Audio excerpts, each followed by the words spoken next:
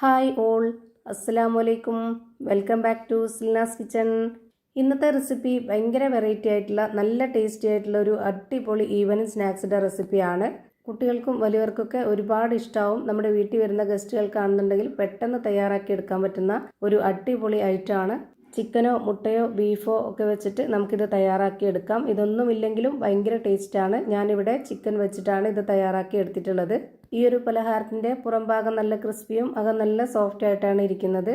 അപ്പോൾ ഇതെങ്ങനെയാണ് തയ്യാറാക്കുന്നതെന്ന് അറിയാനായിട്ട് വീഡിയോ സ്കിപ്പ് ചെയ്യാതെ മുഴുവനായിട്ടൊന്ന് കണ്ടു നോക്കണേ. റെസിപ്പിയിലോട്ട് കിടക്കുന്നതിന് മുമ്പായി സിൽനാസ് കിച്ചൺ ചാനൽ ആദ്യമായിട്ട് കാണുന്നവരാണെങ്കിൽ പ്ലീസ് ഒന്ന് സബ്സ്ക്രൈബ് ചെയ്തേക്കണേ. ഒപ്പം ഈ വീഡിയോസ് നിങ്ങൾക്ക് ഇഷ്ടപ്പെടുകയാണെങ്കിൽ ഒരു ലൈക്ക് ചെയ്ത് ഷെയർ ചെയ്ത് സപ്പോർട്ട് ചെയ്യാനും മറക്കരുത്. ഇനി നമുക്ക് ഇതെങ്ങനെയാണ് തയ്യാറാക്കുന്നതെന്ന് നോക്കാം. ഇതിനായി ആദ്യം തന്നെ ഒരു 3 സബോള നീളത്തിൽ കട്ട് ചെയ്തെടുത്തിട്ടുണ്ട്. അത് നമുക്കൊരു ബൗളിലേക്ക് ഇട്ട് കൊടുക്കാം. ഞാനിപ്പോൾ ഈ ഒരു സബോള കട്ട് ചെയ്തതിന് ശേഷം കൈവച്ചിട്ടൊന്ന് തിരുമ്മിയിട്ട് ഇതുപോലെ ഒറ്റയായിട്ട് എടുത്തിട്ടാണ് ഈ ഒരു ബൗളിലേക്ക് ഇട്ട് കൊടുത്തിട്ടുള്ളത്. ഇനി വേണ്ടത് ഉരുളക്കിഴങ്ങാണ്. ഒരു ഉരുളക്കിഴങ്ങ് നല്ല വലുതാണ്. അത് തൊലിയൊക്കെ കളഞ്ഞതിന് ശേഷം ഗ്രേറ്ററിൻ്റെ ചെറിയ ഹോളിലിട്ടിട്ടൊന്ന് ഗ്രേറ്റ് ചെയ്തതിന് ശേഷം അതും കൂടെ ഇതിലേക്ക് ഇട്ട് കൊടുക്കുന്നുണ്ട്. പിന്നെ ഒരു 4-5 പീസ് ചിക്കൻ, ഇതുപോലെ എല്ലില്ലാത്ത പീസാണ്. ഉപ്പും കുരുമുളകും ഇട്ട് കുക്കറിൽ വേവിച്ചെടുത്തിട്ടുള്ള ചിക്കനാണ്. അതൊന്ന് ചെറിയ മിക്സിയുടെ ജാറിലിട്ടിട്ടൊന്ന് ക്രഷ് ചെയ്തെടുത്തിട്ടുണ്ട്. അതുകൂടെ ഇതിലേക്ക് ഇട്ട് കൊടുക്കാം.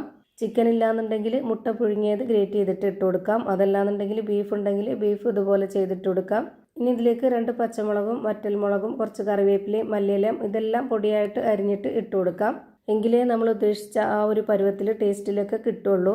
ഇനി ഇതിലേക്ക് വെളുത്തുള്ളി ഇഞ്ചി ചതച്ചതാണ് ഇട്ട് കൊടുക്കേണ്ടത്. ഞാനിവിടെ 1 സ്പൂൺ അളവിൽ ഇട്ട് കൊടുക്കുന്നുണ്ട്. ഇത് രണ്ടും ഒന്നിച്ച് ചതച്ചതാണ്. എരിവൊക്കെ ഓരോരുത്തരുടെ ഇഷ്ടത്തിനനുസരിച്ച് കൂട്ടിയും കുറച്ചൊക്കെ ചേർത്ത് കൊടുക്കുക. ഞാനിവിടെ ഇതുപോലെ 1 സ്പൂൺ അളവിൽ 1 സ്പൂൺ മുളക് പൊടി ഇട്ട് കൊടുത്തു. പിന്നെ ഒരു 1/2 സ്പൂൺ അളവിൽ പെരിഞ്ജീരകപ്പൊടി, ഒരു നുള്ള് ഗരം മസാലപ്പൊടി, 1/2 സ്പൂൺ അളവിൽ മഞ്ഞൾപ്പൊടി, ആവശ്യത്തിനുള്ള ഉപ്പ്. ഇനി ഇതിലേക്ക് വേണ്ടത് 1/2 കപ്പ് അളവിൽ മൈദയാണ്. ഞാനിവിടെ നിറയെ എടുത്തിട്ടുണ്ട്. മൈദക്ക് പകരം ഗോതമ്പ് പൊടിയിൽ ചെയ്യണമെന്നുണ്ടെങ്കിൽ അങ്ങനെയും ചെയ്യാം. ഇങ്ങനെ ചെയ്യുമ്പോൾ മൈദയിൽ ചെയ്യുമ്പോഴാണ് കൂടുതൽ ടേസ്റ്റ്. പിന്നെ ഇതിൻ്റെ പുറം ഭാഗം ഒന്ന് ക്രിസ്പി ആയിട്ട് കിട്ടാനൊക്കെ വേണ്ടിയിട്ട് ഒരു 1/4 കപ്പ് അളവിൽ വറുത്ത അരിപ്പൊടി കൂടെ ഇട്ട് കൊടുക്കുന്നുണ്ട്. വറുത്ത അരിപ്പൊടി തന്നെ ഇട്ട് കൊടുക്കാൻ വേണ്ടി നോക്കുക. എന്നിട്ട് നമ്മൾ ഇതെല്ലാം ഇട്ട് കൊടുത്തതിന് ശേഷം കൈവച്ചിട്ട് ഇതുപോലെ ഒന്ന് മിക്സ് ആക്കുക.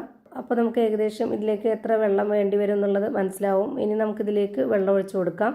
ഒരു 1/2 കപ്പ് അളവിൽ വെള്ളം എടുത്തിട്ടുണ്ട്. അതിൻ്റെ പകുതി ഒഴിച്ചു കൊടുത്തതിന് ശേഷം ആദ്യം വീണ്ടും ഒന്ന് കുഴച്ചിട്ടെടുക്കുന്നുണ്ട്. എന്നിട്ട് കുഴച്ചതിന് ശേഷം പോരാതെ വരുവാണെങ്കിൽ മാത്രം ബാക്കിയുള്ളതും കൂടെ ഒഴിച്ചു കൊടുക്കാം. എനിക്കിപ്പോൾ ആകെ വേണ്ടി വന്നിട്ടുള്ളത് 1/2 കപ്പ് വെള്ളമാണ്. വെള്ളം ഒന്നിച്ച് ഒഴിച്ചു കൊടുത്താൽ പരുവം തെറ്റിപ്പോവും. ഒരുപാടങ്ങ് ലൂസും ആവരുത് ഈ ഒരു കൂട്ട്, അതുപോലെ നല്ല ടൈറ്റും ആവരുത്. അപ്പോൾ ഇതിൻ്റെ ഇടത്തരം പരുവത്തിൽ ഞാനിപ്പോൾ ഇവിടെ റെഡിയാക്കി എടുത്തിട്ടുണ്ട്. ഇത് കാണുമ്പോൾ തന്നെ നിങ്ങൾക്ക് ഇതിൻ്റെ പരുവം മനസ്സിലായിട്ടുണ്ടാവും. ഇനി നമ്മുടെ കൈ രണ്ടും ഒന്ന് വെള്ളത്തിൽ മുക്കിയെടുക്കുകയോ അല്ലാന്നുണ്ടെങ്കിൽ കുറച്ച് ഓയിലൊന്ന് സ്പ്രെഡാക്കി എടുക്കുകയോ ചെയ്തതിന് ശേഷം ഇതിൽ നിന്ന് കുറച്ചെടുത്തിട്ട് ഇതുപോലെ ഒന്ന് ബോൾ ഷേപ്പിലാക്കിയിട്ട് കൈയുടെ ഉള്ളം കയ്യിൽ വെച്ചിട്ടൊന്ന് പ്രസ് ചെയ്തെടുക്കുന്നുണ്ട്. ഈ ഒരു ഷേപ്പിലാണ് ഞാനിവിടെ റെഡിയാക്കി എടുത്തിട്ടുള്ളത്. ഇതുപോലെ നിങ്ങൾക്ക് ഓരോരുത്തർക്കും ഇഷ്ടമുള്ള ഷേപ്പിൽ റെഡിയാക്കി എടുക്കാവുന്നതാണ്. ഇതിൻ്റെ ഉള്ളൊക്കെ ഒന്ന് വെന്ത് കിട്ടാൻ വേണ്ടിയാണ് ഈ ഒരു ഷേപ്പിൽ റെഡിയാക്കി എടുത്തിട്ടുള്ളത്. ഇതുപോലെ തന്നെ മുഴുവൻ മാവിലും ചെയ്തൊരു പാത്രത്തിലേക്ക് മാറ്റിയിട്ടുണ്ട്. ഇനി നമുക്കിതൊന്ന് ഫ്രൈ ചെയ്തെടുക്കാം. അതിനായിട്ട് സ്റ്റവിലേക്ക് ഒരു പാൻ വെച്ച് കൊടുത്തു. ഫ്ലെയിം ഓൺ ആക്കിയതിന് ശേഷം അതിലേക്ക് കുറച്ച് ഓയിൽ ഒഴിച്ചു കൊടുത്തിട്ടുണ്ട്. ഓയിൽ ഒരുപാട് ഒഴിച്ചു കൊടുക്കുന്നില്ല, അതിൻ്റെ ആവശ്യമില്ല. പിന്നെ ഇത് നന്നായിട്ട് ചൂടായിട്ട് വരുമ്പോൾ ഇതിലേക്ക് ഓരോന്നോരോന്നായിട്ട് ഇട്ട് കൊടുക്കാം. എന്നതിന് ശേഷം നമുക്കിതൊരു മീഡിയം ഫ്ലെയിമിലേക്ക് മാറ്റണം.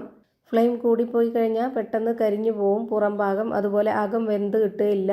ഫ്ലെയിം കുറഞ്ഞു പോയാൽ നന്നായിട്ട് വാടിപ്പോവുകയും ചെയ്യും. അതുകൊണ്ട് തന്നെ ഒരു മീഡിയം ഫ്ലെയിമിലാണ് ഞാനിപ്പോൾ ഇത് ഇട്ട് കൊടുത്തിട്ടുള്ളത്. ഇത് എത്ര എണ്ണമാണോ ഫ്രൈ ചെയ്തെടുക്കുന്നത് അത്രയും സമയം വരെ ഈ ഒരു ഫ്ലെയിമിൽ തന്നെ വെച്ച് കൊടുക്കുക. എങ്കിലേ എല്ലാം ഒരുപോലെ കിട്ടുള്ളൂ. ഇപ്പോൾ ഇതെല്ലാം തിരിച്ചും മറിച്ചും ഇട്ട് കൊടുത്തിട്ട് നല്ല പോലെ വേവിച്ചെടുത്തിട്ടുണ്ട്. ഇനി നമുക്കിത് എണ്ണയിൽ നിന്ന് കോരി മാറ്റാം. അപ്പോൾ ഇതാ ചിക്കൻ കൊണ്ടുള്ള നല്ലൊരു വെറൈറ്റി ടേസ്റ്റി ആയിട്ടുള്ള അടിപൊളി പലഹാരം റെഡിയായി കിട്ടി. ഇതിൻ്റെ അകം എങ്ങനെയാണ് ഇരിക്കുന്നതെന്ന് അറിയാനായിട്ട് ഇതൊന്ന് പൊട്ടിച്ച് കാണിക്കുന്നുണ്ട്.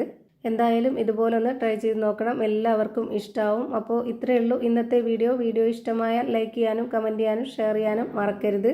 അതുപോലെ തന്നെ ഞാനിടുന്ന പുതിയ വീഡിയോസ് നോട്ടിഫിക്കേഷനായിട്ട് കിട്ടുന്നതിന് വേണ്ടി സബ്സ്ക്രൈബ് ചെയ്ത് ബെല്ലൈക്കൺ അമർത്തി അതിൽ ഓൾ എന്ന ഓപ്ഷൻ എനേബിൾ ചെയ്ത് കൊടുക്കാനും മറക്കരുത്. പുതിയൊരു വീഡിയോയുമായി വീണ്ടും വരും. Thank you for watching.